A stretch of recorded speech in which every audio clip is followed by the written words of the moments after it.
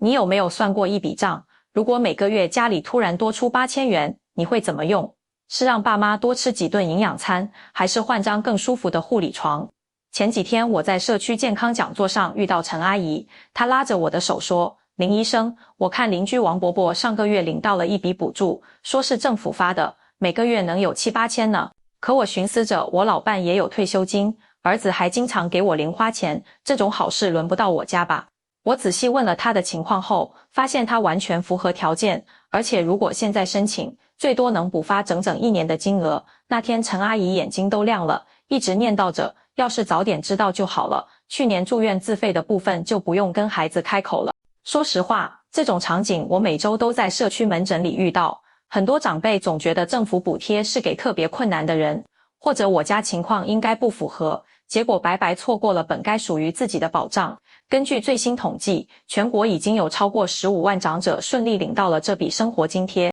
但还有至少30%符合条件的人，因为各种误解和担心，始终没有迈出申请的第一步。今天在健康永驻频道里，我想用最直白的方式，把这些年帮长辈们申请补贴的经验全部告诉你。如果你家里有60岁以上的亲人，或者你自己也即将步入退休生活，请一定要耐心看完，这些信息可能改变你未来10年的生活质量。我们先从最戳心的问题开始，你是不是也觉得每个月能领8000元补贴的，肯定都是没房没存款的特困户？上个月楼下便利店的赵爷爷来我这量血压，闲聊时他叹气说，现在物价涨得厉害，我退休金才4000多，买完药就剩不下什么了。我问他有没有申请长者津贴，他马上摇头，我名下还有套老房子呢，虽然值不了多少钱，但肯定不符合条件吧。我当时就笑了，赵爷爷，您这可是掉进最常见的误区里了。很多人不知道，现在的长者生活津贴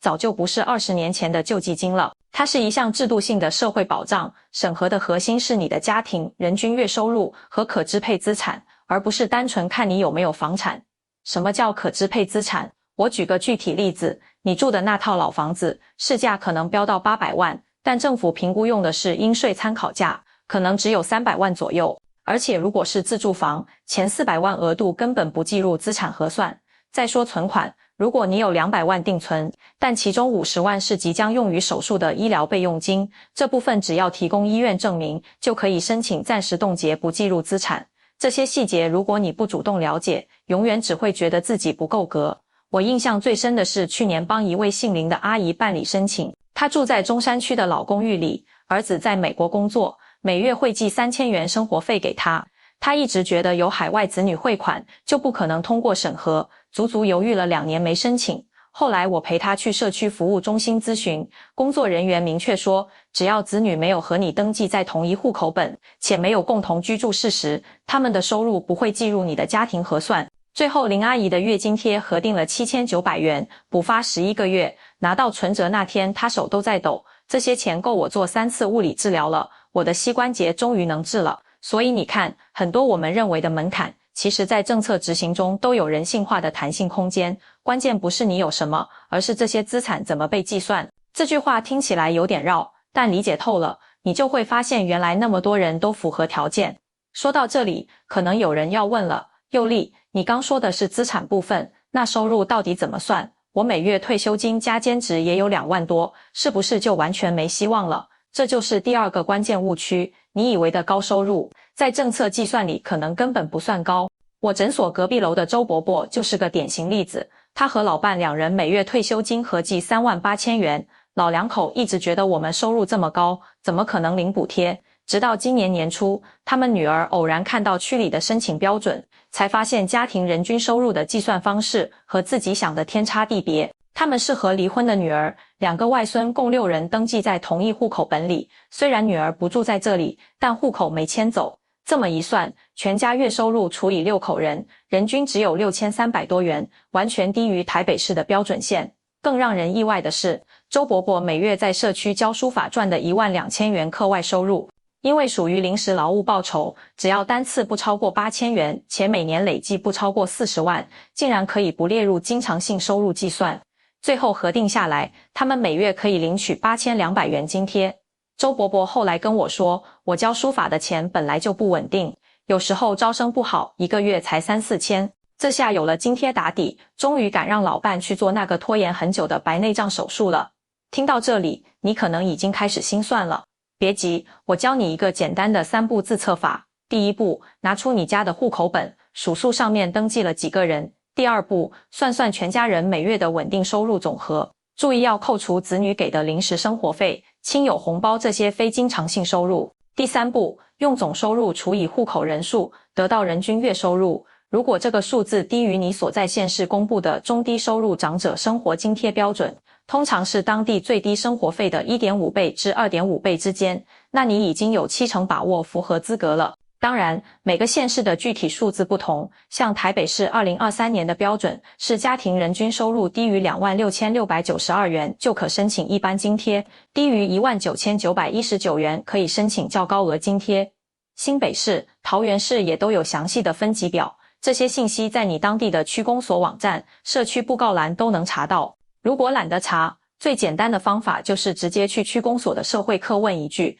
您好，我想帮家人咨询长者生活津贴的申请条件。工作人员通常会给你一份详细的对照表，甚至会当场帮你初步估算。不过很多长辈走到这一步又会卡住。林医生，我去年其实去问过，但承办人员说我资产超标，这正是我想说的第3个关键点。你以为的资产超标，可能只是计算方式误会。上个月我陪一位退休教师去申诉，他第一次申请时被告知存款超过300万门槛，但他那300万里有200万是即将支付癌症标靶药物的预备金。我们补上了医院开具的治疗计划书和费用预估单后，这200万被列为必要医疗预备金，不计入可支配资产。重新审核后，他每月领到了7800元津贴。资产核算里还有很多类似的弹性空间，比如为子女教育预留的储蓄需提供入学通知书，购买终身医疗险的现金价值，甚至即将用于房屋修缮的专项存款，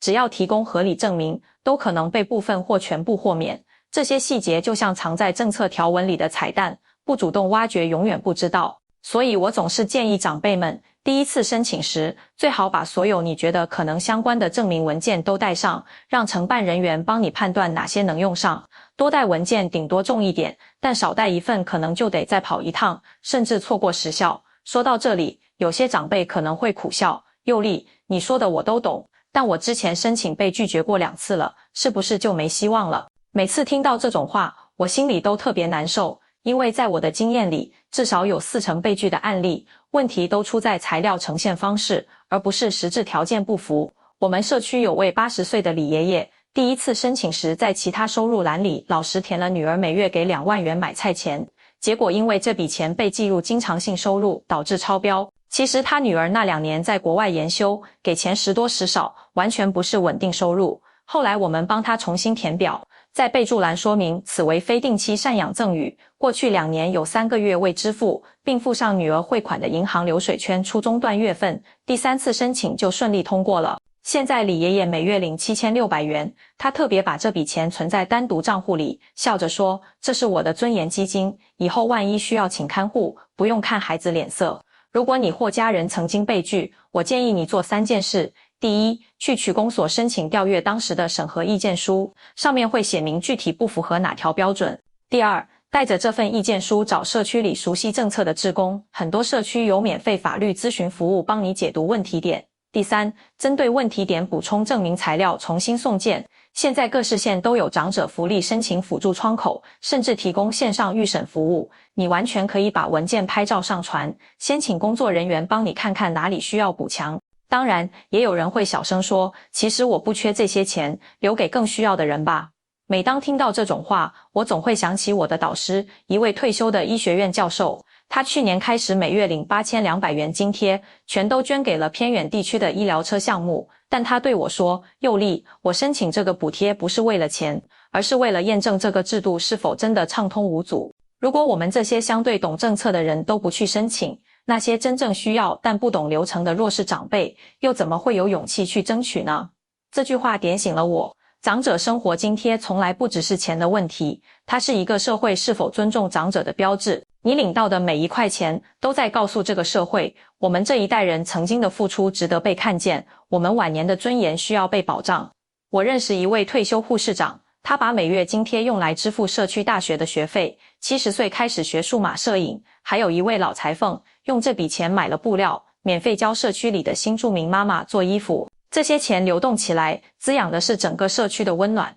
所以啊，请不要再用我不够惨或我怕麻烦来阻止自己。制度设计这些津贴时，早就考虑过不同层次的需求，从每月3600元的一般津贴到8200元的特别津贴，就像一套量身定制的保障网，接住的是不同处境的你我。你可能会问，佑丽，如果我父母住在乡下，我在都市工作，该怎么帮他们办理？其实现在很多县市开通了跨区通办服务，你可以下载台湾社会福利申请 APP， 用父母的证件号登录后，在线填写基本资料，系统会自动判断是否符合条件。通过预审后，你只需要把纸质文件寄回户籍地公所，甚至有些县市允许用扫描件上传，连邮寄都省了。最后我想说，衰老最可怕的不是身体机能的下降，而是我们开始习惯将就，习惯算了。那笔你可能领到的8000元，也许不够环游世界，但足够让你每天多喝一杯鲜奶，每月多做一次康复理疗，